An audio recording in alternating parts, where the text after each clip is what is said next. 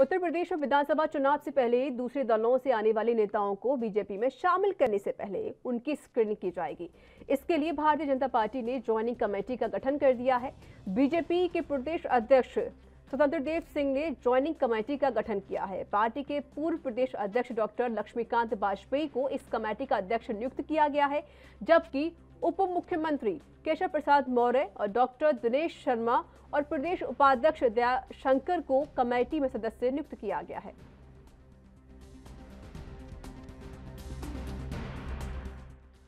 तो देखिए, उत्तर प्रदेश में विधानसभा के चुनाव नजदीक ही हैं और इसके मद्देनजर रखते हुए जो भी लोग बीजेपी पार्टी को ज्वाइन करना चाहते हैं उन सभी नेताओं की यहां पर स्क्रीनिंग की जाएगी और इसको लेकर पार्टी ने ज्वाइनिंग कमेटी का भी गठन कर दिया है।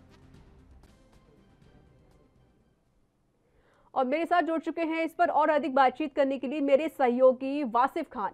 वासिफ, देखिए, चुनाव नजदीक हैं, यूपी सरकार तैयार है, 2022 का डंका बजने को भी शुरू हो गया है। अब यहाँ पर बीजेपी में जितने नेता भी अब शामिल होंगे या जो इसमें आना चाहते हैं उनकी स्क्रीनिंग की जाएगी। फिलहाल किस तरीके से यहाँ पर जो प्रोसेस है वो किया जा रहा है? देखिए ऋचा, भारतीय जनता पार्टी में जिस हिसाब से पिछले विधानसभा चुनाव में भारतीय जनता पार्टी ने रिकॉर्ड मतों के साथ अपनी सरकार बनाई, लेकिन अब अभी कुछ दिनों से जो इनके विधायक हैं, जो मतलब मौजूदा विधायक, जब से ये चर्चा हुई है कि अब जो नॉन परफॉर्मिंग विधायक हैं उनके टिकट कटेंगे, तो जब उनके टिकट कटेंगे तो उनमें जो विधायक ऐसे हैं जिनको लग रहा है कि हम उस श्रेणी में हो सकते हैं, तो वो खुद ही पार्टी अभी से बदल रहे हैं।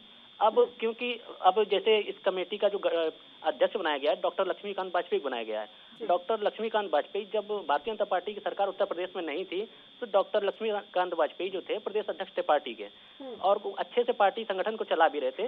लेकिन जिसके बाद लोगों में ये उम्मीद थी कि जब सरकार आएगी तो हो सकता है कोई अच्छा पद इनको दिया जाए, लेकिन सरकार आने के बाद इनको ऐसा नहीं दिया गया। तो ये कह सकते हैं कि जो लक्ष्मीकांत वाजपेयी सरकार न होने पे अत्र तत्र सर्वत्र थे, वो सरकार आने के बाद यदा कदा हो गए।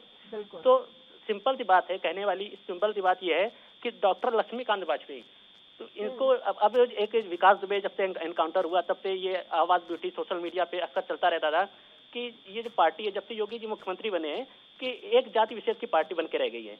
आप अगर किसी भी पूरे उत्तर प्रदेश में किसी भी जिले में देखेंगे, अगर डीएम उस जाति का होगा तो एक जो मतलब हर जिले में एक बड़ा अधिकारी डीएम या एसपी वो ठाकुर जाति का होता है। अभी भी आप अगर देखेंगे, लेकिन जब से ये ब्राह्मण विरोधी बात सोशल मीडिया पे सामने आई, तब से डैमेज कंट्रोल के तौर पे हर जिले में अब एक अधिकारी ब्राह्मण। ये बात सही कही आपने। देखिए, जिस तरीके से चाहे चुनाव किसी भी राज्य में क्यों ना हो, लेकिन वहां पर हमेशा जाति समीकरण जरूर देखा जाता है। इससे हर कोई इस बात को हर कोई जानता भी है। लेकिन सबसे बड़ी बात ये भी है, जिस तरीके से कुछ ब्राह्मण कार्ड खिलाता बीएसपी ने, निशाना भी साधा था बीजेपी के ऊपर कि भाई उनके साथ अपराध किया जाता है, उनके साथ मनमुटाव जो भी बने रहते हैं, वो यहाँ पर चीजें सामने आती हैं। लेकिन वास्तव सबसे बड़ी बात ये भी हो जाती है, अगर जाति समीकरण के आधार पर वोट मांगे जाएंगे तो मुस्लिम वोट भी है, ब्राह्मण भी है, ठाकुर भी है, एससी एसटी भी है, यादव भी है, इसको लेकर करेंगे सवाल भी तो खड़े होते ही हैं। साफ तौर पर बीजेपी करने के निशाने पर रहती है हमेशा। यहाँ पे अन्य किसी दल की बात नहीं कर रहे हैं, हम सिर्फ भारतीय जनता पार्टी की बात कर रहे हैं। अब डॉक्टर लक्ष्मीकांत वाजपेयी को जो अध्यक्ष बनाया गया है उसको भी अगर आप देखेंगे तो कहीं ना कहीं डैमेज कंट्रोल के तौर पे लिया जा सकता है, क्योंकि डॉक्टर लक्ष्मीकांत वाजपेयी जो इतने दिनों से जो पार्टी के फ्रंट पे नजर नहीं आ रहे थे, उनको अब एक बार फिर, क्योंकि प्रदेश अध्यक्ष तो दोबारा बना नहीं सकते थे, तो इसलिए इन्होंने उनको दोबारा जो कमेटी ज्वाइनिंग कमेटी गठित की है उसका अध्यक्ष बनाया है, ताकि कहीं ना कहीं संगठन में डॉक्टर लक्ष्मीकांत वाजपेयी की पकड़ शुरू से अच्छी रही है। क्योंकि जब सरकार नहीं थी भारतीय जनता पार्टी की, तब भी पार्टी बहुत अच्छे से चल रही थी।